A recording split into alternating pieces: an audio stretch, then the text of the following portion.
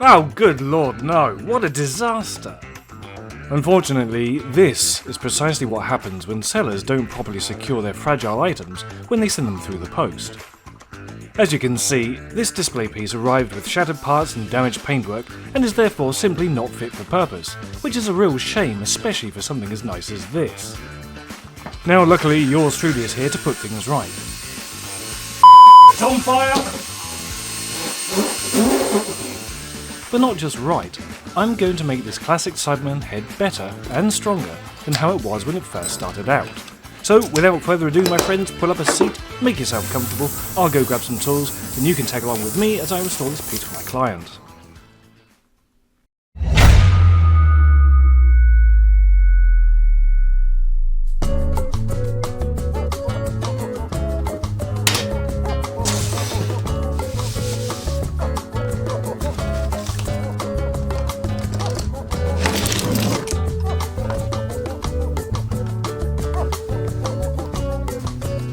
Right, I have everything I need now for this project, so if you're ready, then let's go!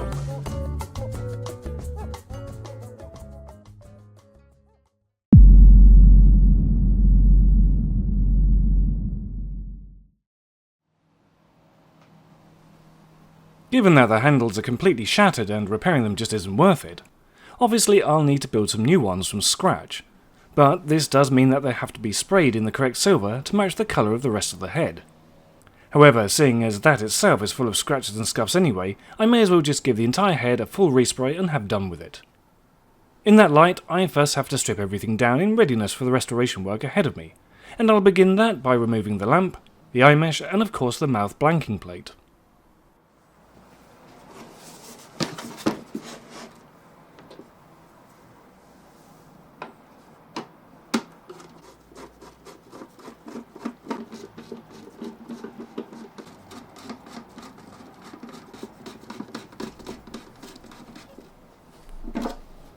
Thankfully, as you can see here, all these elements are held in place with hot glue, and as any builder will know, items fixed down with this type of adhesive aren't permanently set in situ as they can be easily separated with minimal effort. All you need to do in a situation like this is to load up a brush with our old friend isopropyl alcohol and gently tap it around the edges of the join. Then after a moment or two, hey presto, just like magic, the glue peels away and all the parts can be freed. Now that they're out and safely set aside, next I lightly buff the head down to smooth out the paint defects and give the surface a slight key for the new paint to adhere to. I had planned on using this buffed down original layer as my primer coat for the respray because, to be frank, there's no point in trying to reinvent the wheel here as it's just a complete waste of time. However, as always, things changed and didn't quite go to plan, and after all that I did end up giving it the merest whiff of primer anyway, which we'll come to a bit later on in the programme.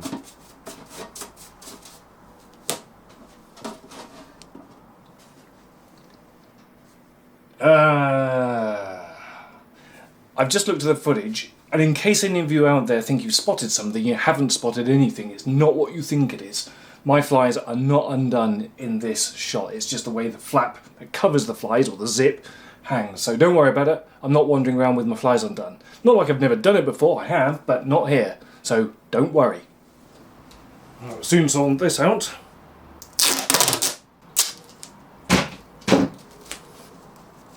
See? Closed. Yeah, perfect. Now stop looking. Back to the head.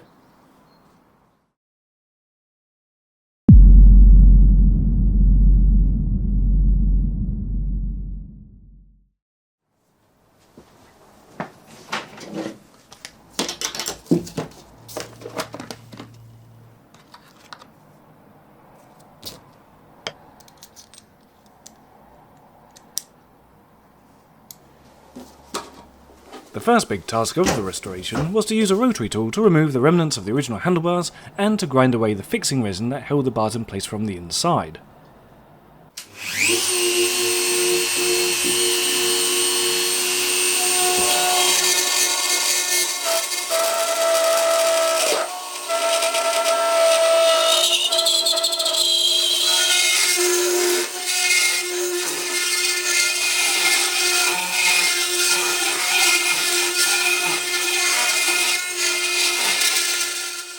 The thing is, I had to be really careful here so as not to damage the areas around the mounting points, as that could have been rather disastrous.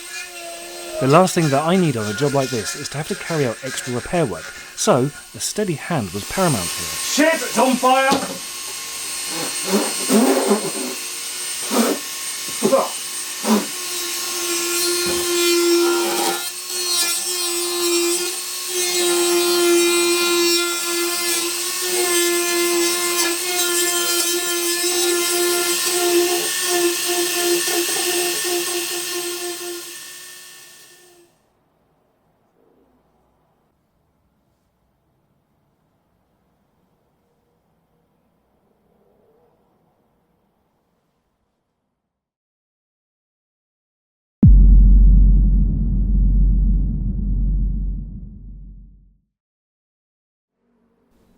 On this example, 4 Phillips head machine screws have been used to hold the backplate on, rather than the correct set of 3 slot-headed screws. Now, the client isn't paying for this to be rectified as it won't be seen once on display, but I'll know it's there, so I'll be doing it for free because this incorrect detail really irritates me being like this. To start with, I simply filled in the 4 erroneous holes with automotive body filler, the 2 on the head and the corresponding pair on the backplate. Once that had cured, it was all sanded smooth and blended in as if it was never there to start with. Particular care was taken on the backplate to repair the ridge detail that had been damaged by the drill holes. Then it was just a matter of simply drilling a new hole in the top centre, just like the original prop had.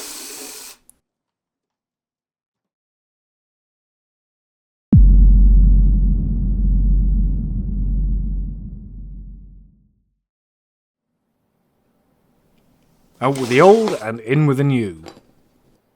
Look, I didn't even consider repairing the original shattered handles, as no matter what I'd do, they'd still be fragile and would no doubt re-shatter in transit, so this would obviously be nothing more than a fool's errand.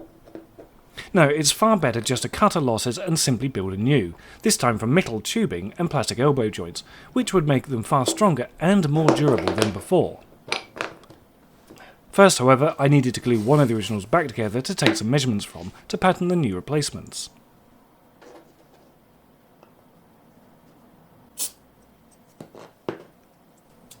I began by offering up the new elbow joints to the original and marking off where they'd sit. From this I could now calculate the lengths of the tubing that would be needed for the rest of the assembly.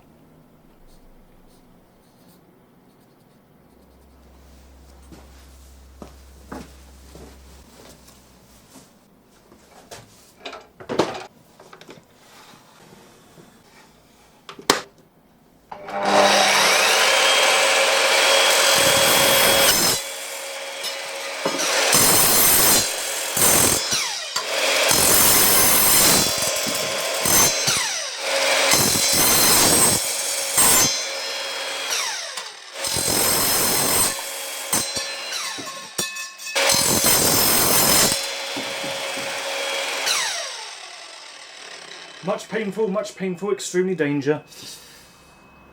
Ouch, that hurt. Luckily I'm wearing glasses. Oh, that really hurts. Using my miter saw, I cut the tubes down to size and performed a dry assembly for a test fit with the rest of the head.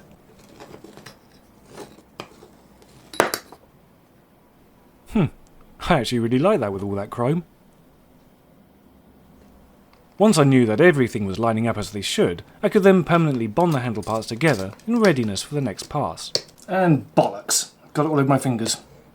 Which was to dig out the automotive body filler again and paste it around the joins, so that when cured I could smooth it all off and soften the seam lines to blend everything in.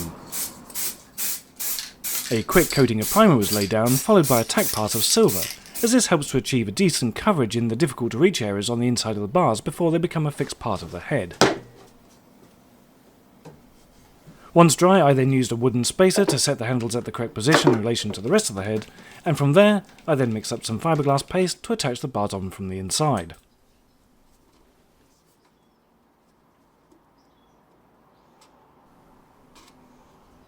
Now that both handles are set solid, it's time to dig out the rattle cans and think about painting it all up and finishing it off.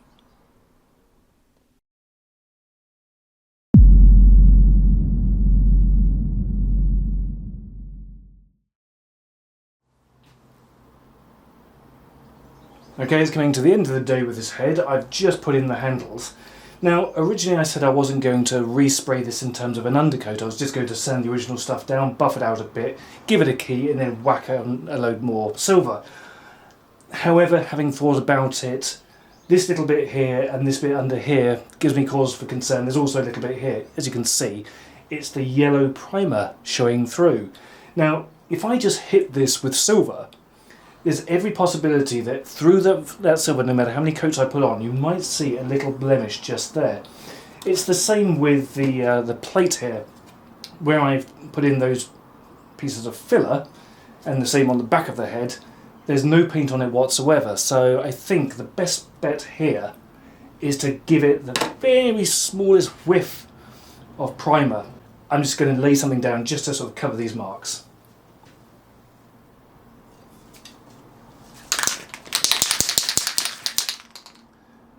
So, no time like the present.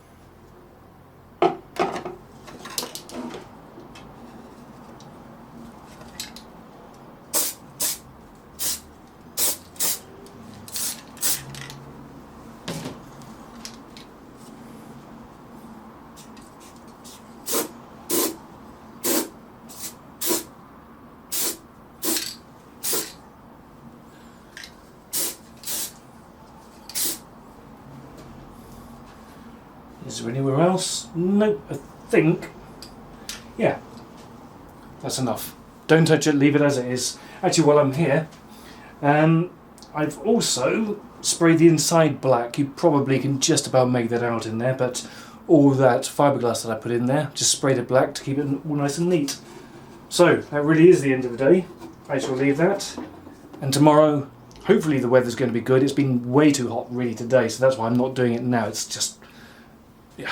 If I spray it now, the actual aerosol is going to dry before it hits. And I've just noticed a bloody great mark. Okie dokie. Okay, so here's a little mistake. I've sprayed across here, but now we've made a bigger mark. So what I'm going to quickly do, I only lightly touched it.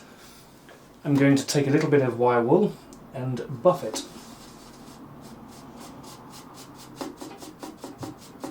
Now, because it was only a small amount, it's not going to leave any impressions. So,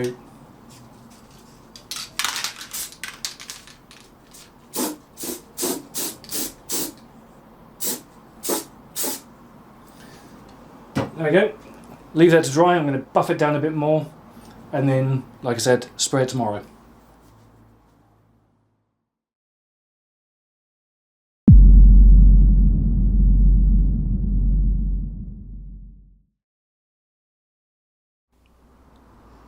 While painting is very straightforward, I had to wait for a day where it wasn't too hot. Unfortunately, that day just never arrived.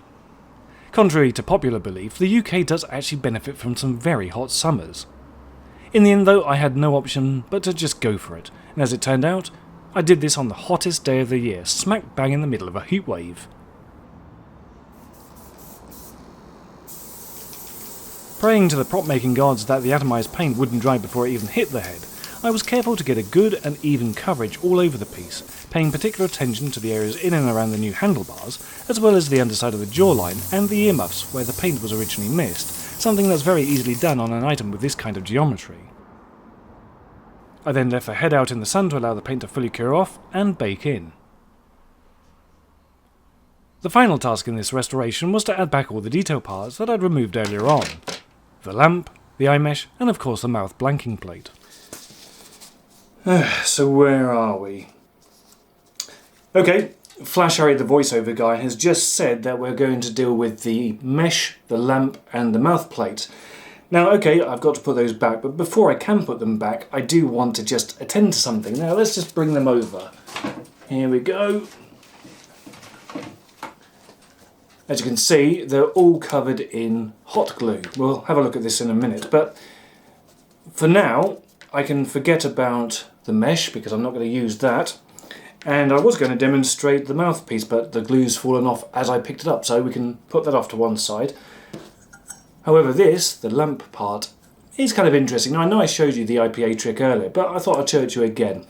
What's happened here is I've used the IPA to separate the lamp from the inside of the head. Now, as you can quite clearly see, there's still there's still quite clearly hot glue on here. So what do? Well, it's kind of obvious, isn't it? Get the IPA out once more and do it again.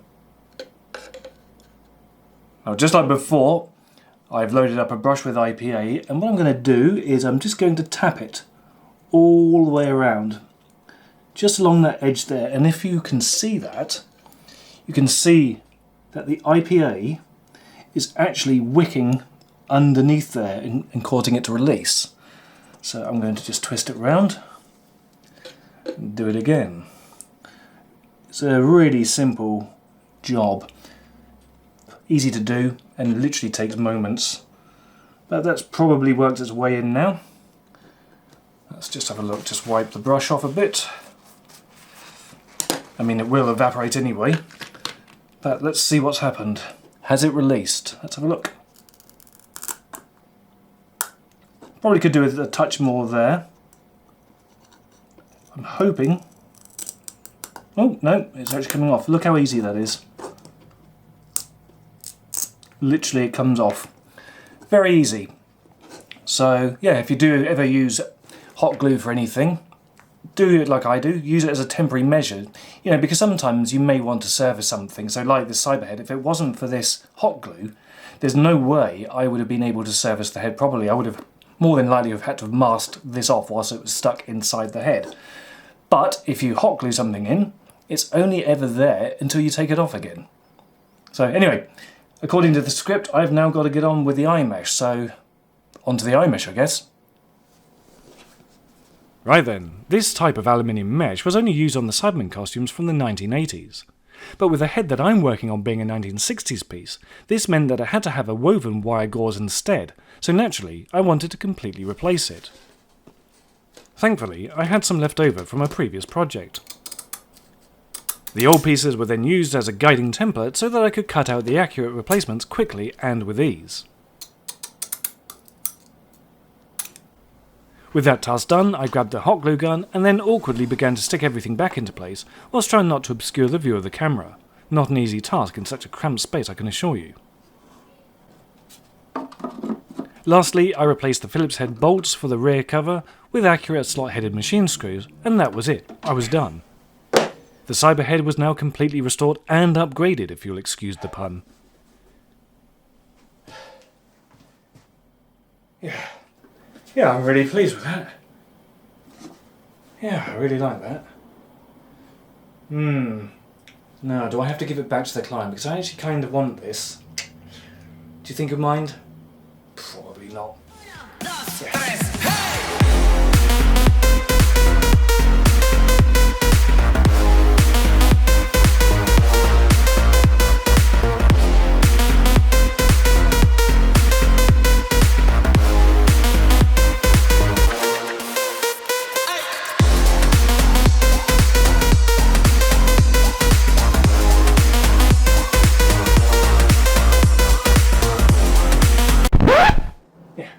To go. All there's left to do now is to box it up, send it on its merry way, and hopefully my client will be pleased with the end result. I know I am. Well, as a great man once said, it's the end, but the moment has been prepared for. Anyway, I hope that you've enjoyed following along with the process of this little project, and so until next time, thank you so much for watching. Don't forget to like, comment, subscribe and all that guff, and I'll see you in the next video. Right, off I go. Oh my god, it's like the Sahara out there.